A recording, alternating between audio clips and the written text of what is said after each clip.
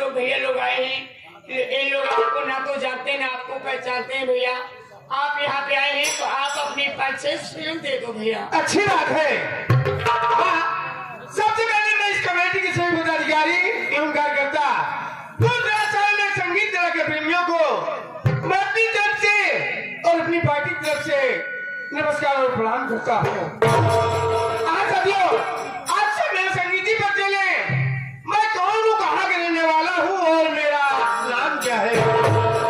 दोस्तों, मैं चांदपुर गांव का रहने वाला हूँ और मेरा नाम अर्जुन सिंह है। मुझसे छोटा एक भाई है जिसका नाम अमर है। मुझसे छोटी एक बहन है जिसका नाम काजल और मेरी पत्नी है जिनका नाम शोभा है। दोस्तों, भगवान ने मुझे इस संसार में इतना गरीब पैदा किया है। इतनी बार मेहनत मजदूरी करने के बाद भी शाम को पेट भर के रोटियां नहीं मिलती और ऊपर से मुझे सिर्फ एक दम सजाया करता है। जब मेरे माता पिता जिंदा थे, एक बार मेरी माँ बहुत जोर से बीमार पड़ी और माँ का इलाज कराने के लिए बाबूजी के पास पूरी कोई नहीं था। तो मजबूर होकर के चौधरी बलवंत सिंह के यहाँ से 10,000 रुपए कर्ज लाए, अपना मकान गिरवी रख करके। आज तक न तो मैं जमींदार साहब का कर्जा अदा कर सका। यही चिंता खाई जाती है। अगर किसी दिन चौधरी साहब दरवाजे पर आएंगे और मेरा मकान अगर ये खाली कराने लगेंगे तो मैं अपने भाई बहनों को लेकर के कहाँ जाऊंगा। छोटू, ये भैया एक काम करो। हाँ भैया, मेरा भाई अमर और मेरी बहन काजल को बुला दो। जरूर भैया, क्योंकि मैं आज उनसे अपने दिल की बात कहना चाहता हूँ। ठीक है ऐसी बात है तो मैं अभी इसी वक्त बुला दे रहा हूँ भैया। ठीक है। हाँ भैया, छोटे भैया अमर और बहन काजल भैया ने आप लोग को बुलवाए हैं बेसब्री से। बहुत जल्दी आइए भैया।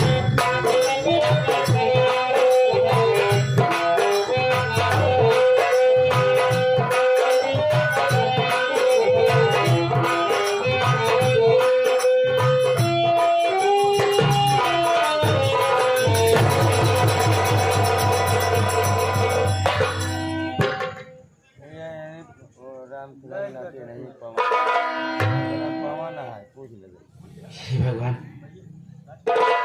आज मैं क्या देख रहा हूँ। हम भाई बहन जब भी बड़े भैया के पास आते थे तो उनका चेहरा फूलों से ज्यादा सुंदर और देखने में अच्छा लगता था। फिर आज आखिर बात क्या है, मेरे बड़े भैया चला कर बैठी रो रही। चला उसका कारण पूछता हूँ। भैया,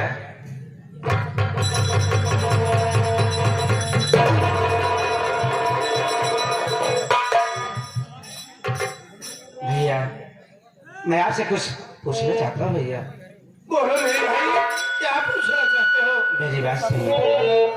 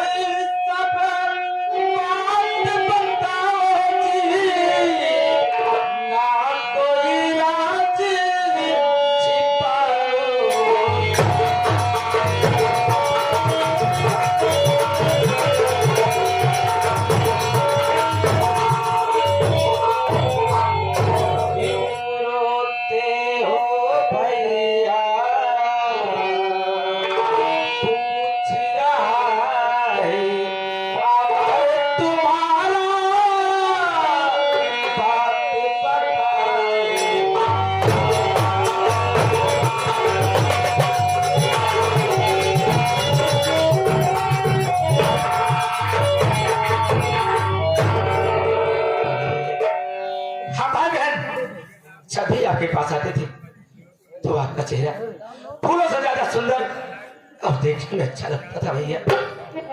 आज आखिर बात क्या है, हमको और बहने को आप बुलवाई तो देख रहा सभी लोग बैठे आप रो रहे हैं, क्या बात है भैया? हमारे भाई से कोई गलती हो गई है, शायद कोई आज रात जाग छिपा रहे, तो हम भाई से बताएं कि कहते अमर मेरे भाई, तुम सबसे कोई गलती नहीं हुई है। बुद्धता से मैंने अपने दिल में एक राज छिपाया है, वही बताने के लिए आज मैंने तुम्हें अपने पास बुलाया है मेरे भाई। आज भैया मेरी बात सुनो।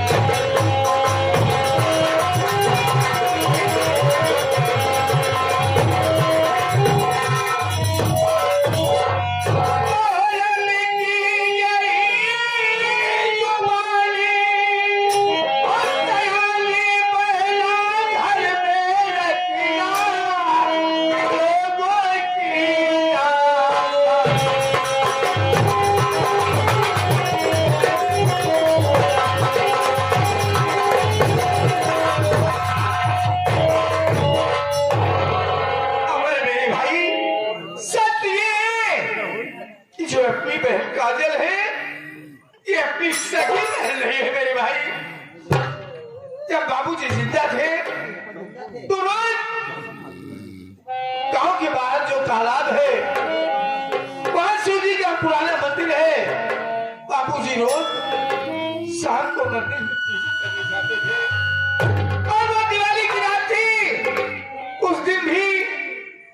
मंदिर में पूजा करने गए और जब मंदिर पहुंचे तो उन्होंने देखा कि एक 3 साल की मासूम बच्ची मंदिर की सीढ़ियों पर बैठ करके रो रही थी। बाबूजी मंदिर के पूजा किए और पूजा करके जब लौटे तब भी वो बच्ची वही रो रही थी। बाबूजी मंदिर की सीढ़ियों पर बैठ करके काफी देर इंतजार किया।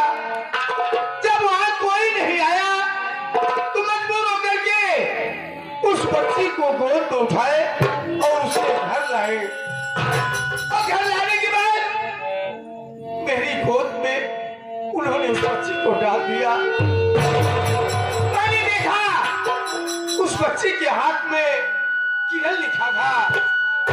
मैंने सोचा कि हो न हो इस बच्ची की कोई जान का खतरा होगा, इसलिए मैंने उस बच्ची का नाम किरण से काजल रख दिया मेरे भाई।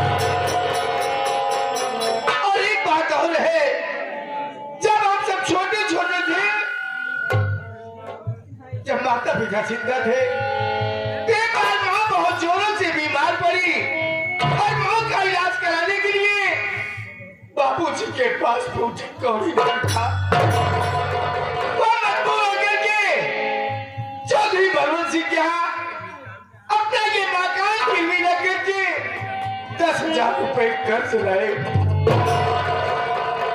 और आज तक मैं उस कर्ज को चुका नहीं पाया। यही सोच रहा हूं कि अगर किसी दिन चौधरी साहब दरवाजे पर आ गए और अपना ये मकान खाली कराने लगेंगे तो मैं तुम सबको लेकर के कहाँ जाऊंगा मेरे भाई। यही सोच करके मेरी आंखों से आंसू निकल गए। मैंने तुम्हें इसलिए आज बताया कि अब तुम और बहन काजल से आने हो गए हो। अगर किसी के द्वारा ये बात तुम्हें मालूम होती तो तुम अपने दिल में यही सोचते कितना बड़ा राज भैया आज तक हम सबसे छुपाए रखे। यही बताने के लिए आज मैंने तुम दोनों को अपने पास बुलाया।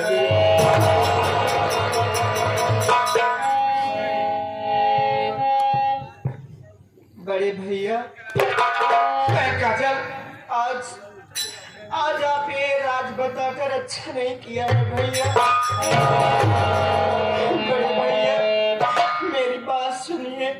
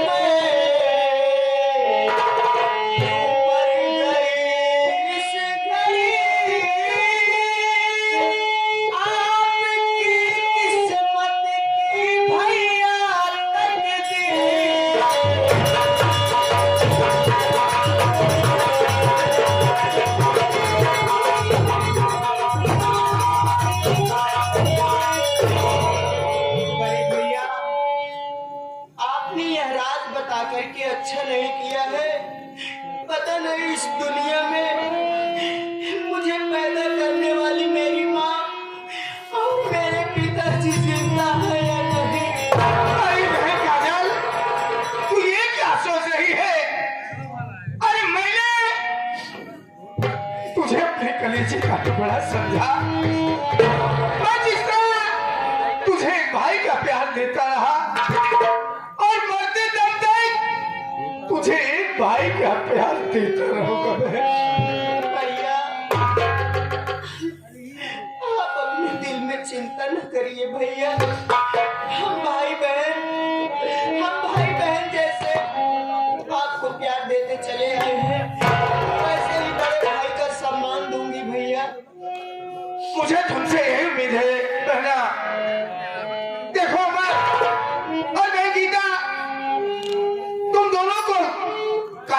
का वक्त हो गया है और मैं सोचा कि मैं जा रहा हूँ बाजार, घर की कुछ जरूरतों का सामान लाकर घर में रख देता हूँ। तुम जब खाना खा करके काली चले जाना। जी बड़े ठीक है मेरे भैया।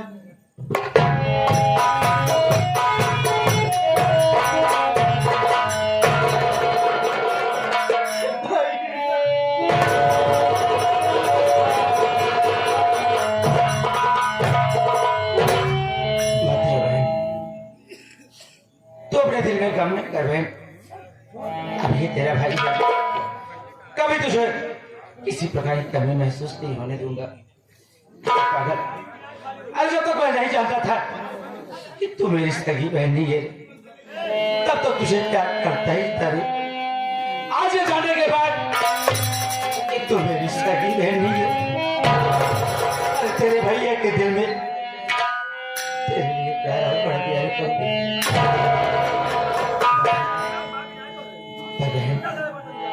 ये बता, भाभी माँ का तो पता नहीं रहता कहाँ रहती हैं वो, उनकी बात जाने दे।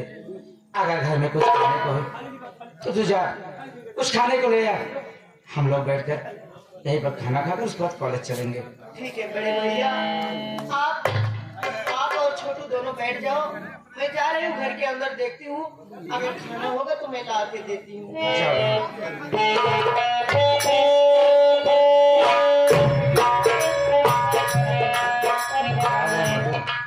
हाँ भैया, सब बढ़िया है? सब बढ़िया भैया। तुझे भूख लगी है? भूख तो लगी है भैया। कॉलेज चलेगा मेरे साथ में? क्यों नहीं भैया? पढ़ाई करेगा? हाँ भैया। चला जा, बैठ कुछ खाते फिर चलते हैं। चलिए ठीक है भैया, ठीक है।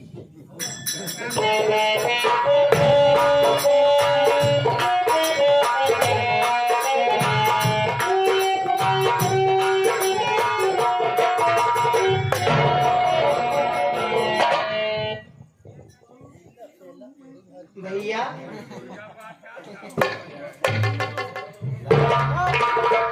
बड़े भैया, अपने घर में कुछ भी नहीं था, यही सूखी रोटी थी। आप लोग खाते रहो बड़े भैया, मैं घर के अंदर से अपना नल तो खराब हो गया, जाती हूँ अपनी चाची के घर से नल से पानी लेकर आती हूँ, आप लोग खाते रहो। इसमें रोने वाली कौन सी बात है रे? यदि हमारी किस्मत में यदि सूखी रोटी लिखी है हम लोग यही खा लेंगे। अच्छा पानी लिखिए। ठीक है भैया।